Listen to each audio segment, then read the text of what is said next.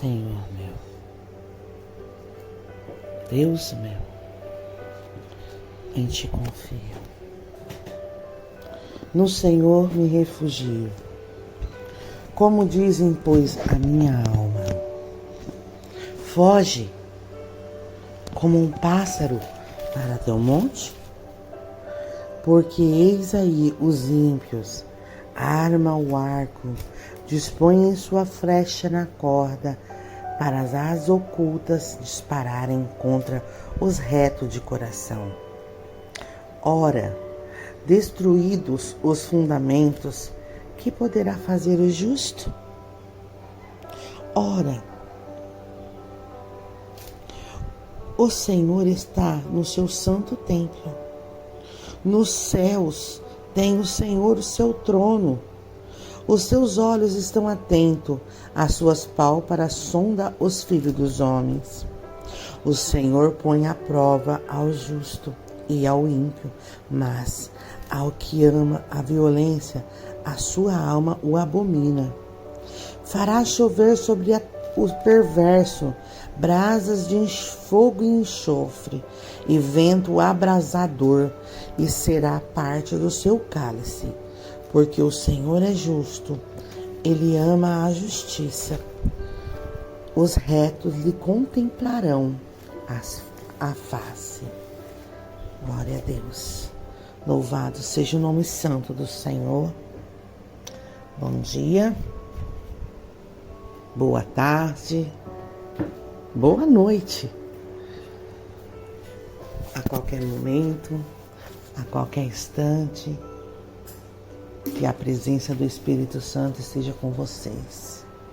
Que Ele abra o entendimento para compreender e entender os desígnios do Senhor em seus corações. Sei o quanto é difícil, também sou humana, tenho as minhas fraquezas, tenho as minhas falhas. E peço que o Senhor continue a me usar com a sua glória, com a sua majestade. Que sejamos sal e luz para este mundo. Estamos no nosso 31º dia do livro de Rick Warren, que traz como título Uma Vida com Propósito. Você conhece seu propósito? Você sabe pelo menos um propósito da sua vida? O livro nos traz 5 propósitos. 5 propósitos de Deus em nossas vidas. Vamos aprender mais um capítulo? O capítulo de hoje tem a continuidade de ontem. E ele traz-nos, onde foi dado a forma, hoje ele traz entendendo a sua forma.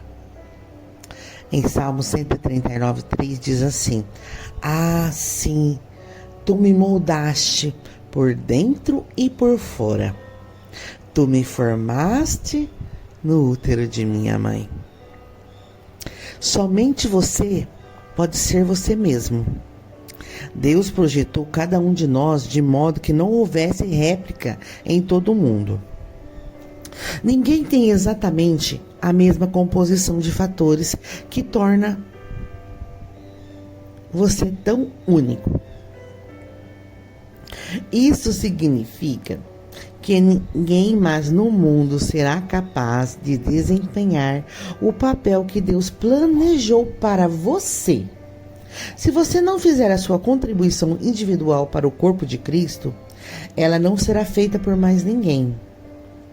Paulo nos diz em 1 Coríntios 12:4-6, existem tipos diferentes de dons, existem maneiras diferentes de servir, há diferentes habilidades para realizar o trabalho. No capítulo anterior, vimos as 2 primeiras, os dons espirituais, que é a formação espiritual, e o coração, que é as opções do coração. Agora, veremos o restante de sua forma para servir a Deus. Primeiro, aplicando os recursos pessoais. Os recursos pessoais são os talentos com os quais você nasceu. Algumas pessoas têm habilidades naturais com as palavras, já nascem falando. Outras têm habilidades atléticas inatas. destacando-se pela coordenação motora. Outra ainda são boas em matemática, música ou mecânica. Em Êxodo 31, 3 ao 5, fala quando Deus quis construir o tabernáculo e fabricar todos os utensílios para adoração. Providenciou artista e artesã que possuía destreza, habilidade, plena capacidade artística para desenhar e executar trabalhos em ouro, prata e bronze, para talhar e esculpir pedras, para entalhar madeira e executar todo tipo de obra artesanal. O Senhor ainda hoje concede essas habilidades e milhares de outras para que possamos servir a Ele. As habilidades vêm de Deus. Até mesmo as habilidades usadas para pecar foram dadas por Deus. Estão apenas sendo mal utilizadas ou corrompidas. Paulo traz em Romanos 12, 6, na parte A, Deus dá a cada um de nós habilidade para fazer bem determinadas coisas. Visto que há capacidades naturais provém de Deus, elas são tão importantes e espirituais quanto os dons espirituais. A única diferença é que você as recebe no nascimento. Uma das desculpas mais comuns que as pessoas apresentam para não servir é: eu simplesmente não tenho nenhuma aptidão a oferecer. É uma afirmação ridícula. Você tem dezenas, provavelmente centenas de habilidades inexploradas, desconhecidas e ociosas que estão adormecidas dentro de você. Vários estudos revelam que uma pessoa comum possui entre 500 a 700 habilidades, muito mais do que você imagina. Por exemplo, o cérebro pode armazenar 100 trilhões de fatos. A mente pode lidar com 15 milhões de decisões por segundo. Como ocorre quando o seu sistema digestivo está trabalhando? O olfato pode perceber até 1000 odores diferentes. O tato pode detectar um elemento com um micro de espessura. E a língua pode detectar o gosto de uma parte de quinino em 2 milhões de partes de água. Você é um conjunto de habilidades incrível, uma criação maravilhosa de Deus. Parte da responsabilidade da igreja é identificar e disponibilizar essas habilidades para servir ao Senhor. Qualquer habilidade pode ser usada para a glória de Deus. Paulo orienta em 1 Coríntios 10 e 31, assim quer vocês comam, quer bebam, quer faça qualquer coisa, faça tudo para a glória de Deus. A Bíblia está cheia de exemplos diferentes, cheia de exemplos de diferentes capacitantes que o Senhor usou para a sua glória. Aqui estão algumas delas: capacidade artística, capacidade arquitetônica, administração, culinária, construções de navio, produção de doce, capacidade para debates, desenho, embalsamento, bordado, escultura, agricultura, pesca, jardinagem, liderança, gerenciamento, trabalho em alvenaria, composição musical, produção de armas, trabalho com agulhas, pintura, plantio, filosofia, maquinárias, invenções carpinárias, navegação, vendas, atividades militares, alfaiataria, ensino, literatura e poesia.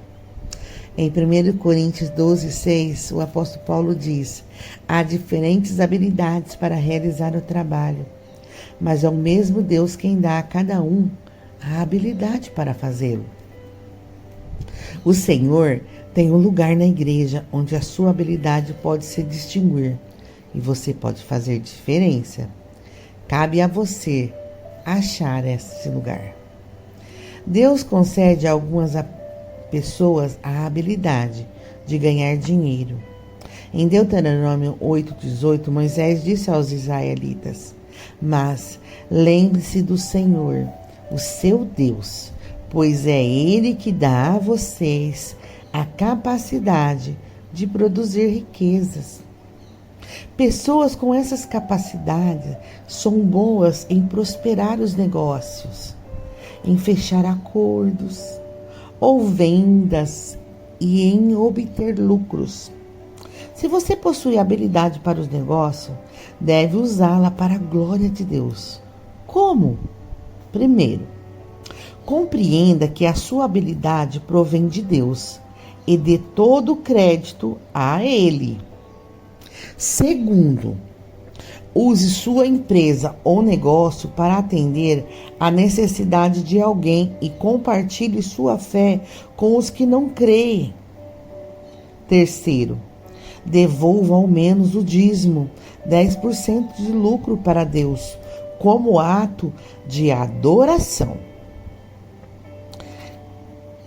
Deuteronômio 14:3, Malaquias 3:8 e 11. Por fim, estabeleça para você mesmo a meta de ser um construtor do reino, não um construtor de riqueza. Explicarei isso melhor no capítulo 34.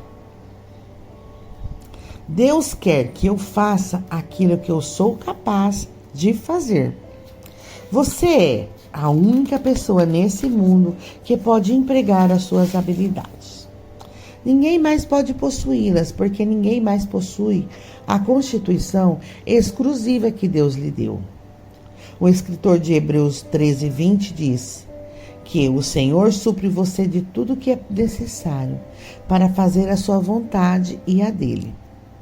Para descobrir a vontade de Deus para a sua vida, faça um autoexame minuciosamente, a fim de entender em que você é bom e identificar as áreas nas quais você não tem habilidade. Se Deus não lhe deu capacidade de cantar bem, Ele não espera que você seja um cantor de ópera. Ele jamais lhe pedirá que dedique a vida a uma tarefa para a qual você não tem talento. No entanto, as habilidades que você efetivamente possui são um forte indício do que o Senhor quer que você faça. São pistas para que você conheça a vontade de Deus para a sua vida. Se você for bom em projetar, recrutar, desenhar ou organizar, é seguro supor que os planos de Deus para a sua vida incluem tal habilidades. De alguma forma, Deus não desperdiça a capacidade. Ele combina nosso chamado com as nossas habilidades. As habilidades não foram concedidas apenas para que você as empregasse em sua profissão. O Senhor as concedeu para que você exercesse um ministério. Em 1 Pedro 4:10, ele fala assim: Deus deu a cada um de vocês algumas capacidades especiais.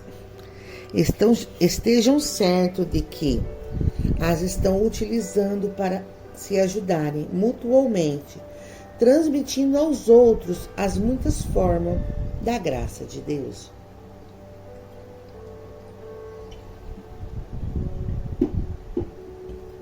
Enquanto esse livro estava sendo escrito, aproximadamente 7.000 pessoas usavam habilidade para o ministério na igreja Saddleback, suprindo todo tipo de serviço que você possa imaginar. Consertando o carro recebido em doação para que sejam, por sua vez, doados aos que necessitavam. encontrando os melhores negócios para as aquisições da igreja, trabalhando com paisagismo, organizando arquivos, divulgando artes, elaborando programas, projetando prédios, fornecendo tratamento de saúde, preparando refeições, compondo música, ensinando música, escrevendo proposta de subvenções, treinando times, fazendo pesquisa para sermões ou traduzindo-os e realizando dezenas de outras tarefas que requerem especialização. Dizemos aos novos membros: não importa no que você é bom, use essa habilidade em favor de sua igreja. Forma, usando seu modo de ser. Não nos damos conta de como cada um de nós é verdadeiramente único. As moléculas de DNA podem se reunir em um número infinito de formas. Há a possibilidade de você algum dia vir a encontrar alguém exatamente igual a você é de 1 para 10 elevado a 2.400.000 potência. Se você fosse escrever esse número com cada zero da espessura de 1 polegada, seria necessário uma tira de papel de 60.000 quilômetros. Para que você tenha ideia do que isso significa, alguns cientistas acreditam que o número de todas as partículas do universo não passa de 10 seguido de 76 zeros. Muito menor que a possibilidade do seu DNA. Sua singularidade é um fato científico da vida. Quando Deus o fez, ele quebrou o molde. Nunca houve, nem haverá alguém exatamente igual a você. É óbvio que Deus aprecia a diversidade. Basta olhar em volta. Ele criou cada um de nós com uma combinação exclusiva de traços de personalidades. Deus fez os introvertidos e os extrovertidos. Fez as pessoas que gostam de rotina e as que gostam de diversificar. Fez os racionais e os emocionais. Algumas pessoas trabalham melhor em tarefas individuais, ao passo que outras têm melhor desempenho em equipe.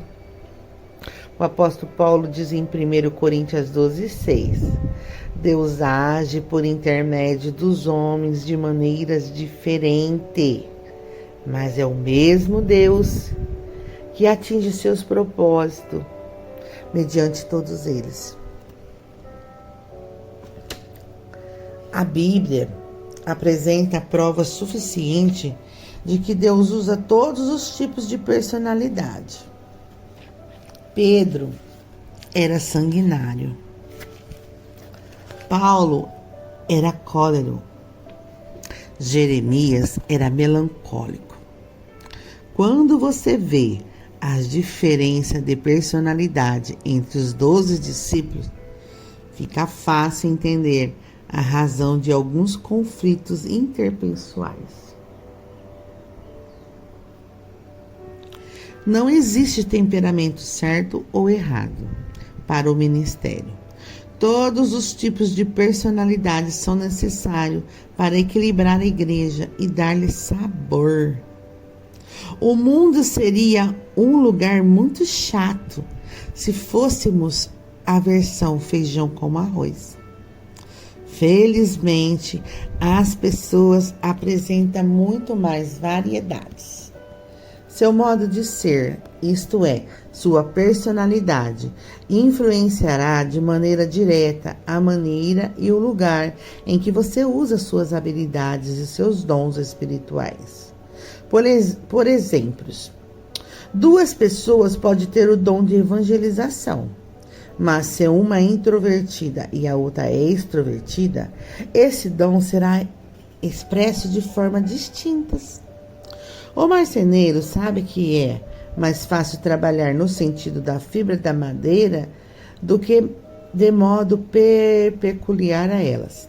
De igual maneira, quando você é forçado a atuar de certo modo, fora das características do seu temperamento, cria-se tensão e desconforto, e ainda se faz necessário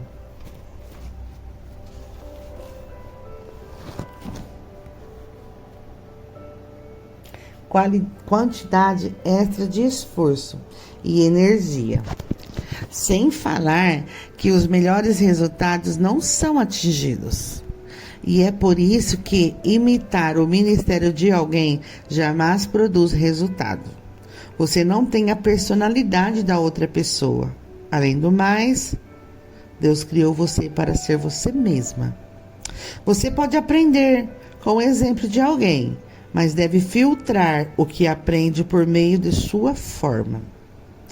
Temos hoje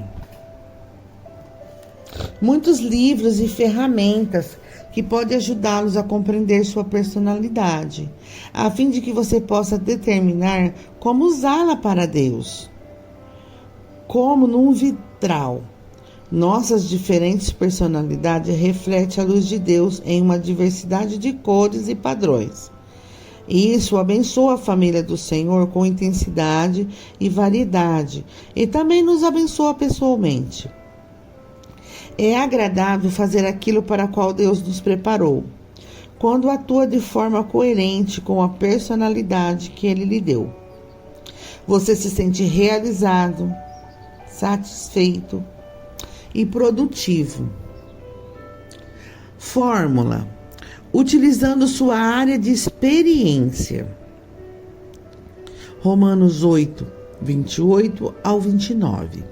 Você foi formado pelas experiências que teve na vida, estando a maioria delas além do seu controle. Mas Deus permitiu que acontecesse para cumprir o propósito de sua formação. Ao determinar sua forma para servir a Deus, você deve examinar ao menos 6 tipos ou áreas de experiência do seu passado. Existe, número 1, experiências familiares. O que você aprendeu vivendo com a sua família? Experiências educacionais. Quais eram as matérias favoritas na escola? Experiências vocacionais. Em quais empregos você foi mais eficiente e que mais gostou de trabalhar? Quarto, experiências espirituais. Qual foi a época mais relevante com Deus? Quinta, experiências ministeriais. Como você serviu a Deus no seu passado? Sexta, experiências dolorosas. Com quais problemas, mágoas, espinhos e provações você aprendeu? É a última categoria, experiência dolorosa, que Deus mais usa a fim de prepará-lo para o ministério. Deus jamais desperdiça uma dor. Na verdade, é muito provável que o seu ministério mais significativo surja de sua dor mais significativa. Quem poderia testemunhar melhor aos pais de uma criança com síndrome de Down que outro casal cujo filho apresenta as mesmas características? Quem poderia ajudar melhor na recuperação de um alcoólatra que alguém que tenha combatido o demônio do alcoolismo e alcançado a liberdade? Quem poderia melhor confortar uma esposa trocada por um amante que uma mulher que tenha passado pela mesma agonia? Deus intenciosamente permite que você passe por experiência dolorosa, a fim de capacitá-lo a trabalhar com outras pessoas. Em 2 Coríntios 1:4, o apóstolo Paulo diz: Ele nos conforta em todas as nossas aflições, de modo que possamos confortar os outros. Quando alguém estiver aflito, seremos capazes de lhe proporcionar o mesmo conforto que recebemos de Deus. Se você realmente deseja ser usado por Deus, deve entender uma verdade poderosa.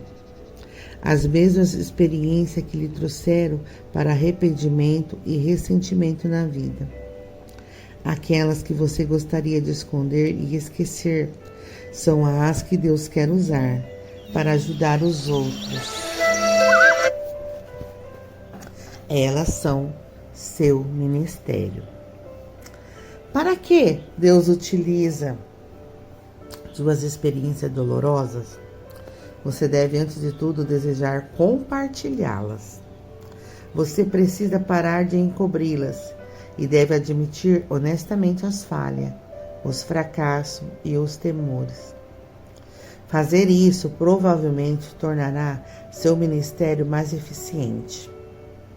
As pessoas são sempre mais encorajadas quando lhe contamos que a graça de Deus nos ajudou no momento de fraqueza, do que quando fazemos alarde da nossa força. Paulo, ele compreendeu essa verdade, por isso era honesto sobre os seus acessos de depressão. Ele admitiu em 2 Coríntios 1, 8 ao 10. Vocês devem saber, amados irmãos, que passamos por tempos difíceis na província da Ásia. Fomos realmente esmagados e oprimidos, a tal ponto que perdemos a esperança de conseguir sobreviver. Sentimos que estávamos condenados à morte. E percebemos que éramos fracos demais para confiar em nós mesmos. Isto, porém, foi bom, porque assim nós colocamos tudo na mão de Deus, o único que ressuscita os mortos. E Ele nos livrou e nos salvou da morte terrível. Sim, nele temos colocado nossa esperança e esperamos que Ele continuará nos livrando. Se Paulo tivesse mantido em segredo este momento de dúvida e depressão, milhões de pessoas jamais haveria de se beneficiar com ela. Somente experiências compartilhadas podem beneficiar os demais. Adolfo Uhles disse: experiência não é o que acontece com você, é o que você faz com o que acontece com você. O que você fará com as suas experiências? Não desperdice a dor. Use-a para ajudar os outros. Após analisar as 5 vias que Deus utiliza a fim de moldá-lo para o ministério, espero que você chegue a um profundo reconhecimento da soberania de Deus e obtenha uma ideia clara de como Ele o preparou para o propósito de servir-lhe. Utilizar sua forma é o segredo tanto da frutificação quanto da realização no ministério. Você será realmente eficiente quando utilizar seus dons espirituais e as suas habilidades na área de interesse do seu coração, de modo que obtenha a melhor expressão de sua personalidade e de suas experiências. Quanto mais adequada a combinação, mais bem-sucedido você será. Existem mais informações no livro de Eric Reis, Formado com um Propósito. Pensamento sobre o meu propósito de vida do dia 31. O tema para a reflexão é: ninguém mais pode ser eu. O versículo para memorizar é: Deus deu a cada um de vocês alguma capacidade especiais. Esteja certos de que as estão utilizando para se ajudarem mutuamente, transmitindo aos outros as muitas formas da graça de Deus. 1 Pedro 4:10. A pergunta da meditação do dia é: que capacidade dada por Deus ou experiência pessoal posso oferecer à minha igreja? Louvado seja o nome santo do Senhor. Que essas formas nos ajude e nos molde o nosso caráter. Que a nossa confiança em Deus se multiplique, a nossa fé aumente.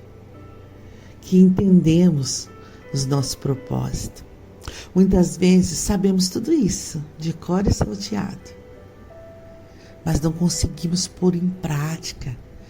Não achamos um meio, uma maneira de agir, de passar para frente aquilo que o Senhor nos ajudou, aquilo que o Senhor nos fez saber através das nossas formas de ser e de viver.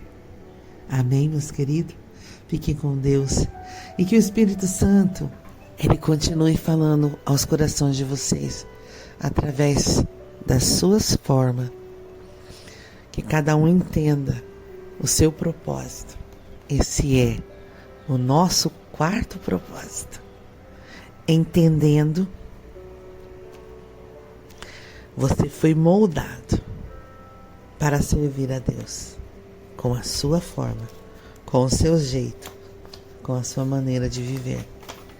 Em tudo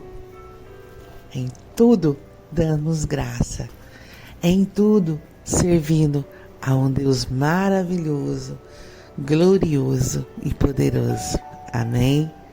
E até uma próxima, se assim Deus a conceder.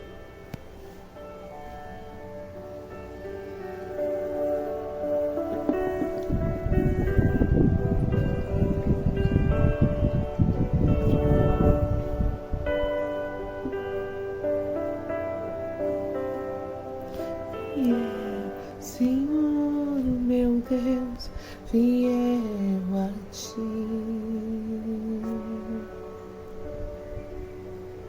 Fiel, Senhor, meu Deus, fiel a ti.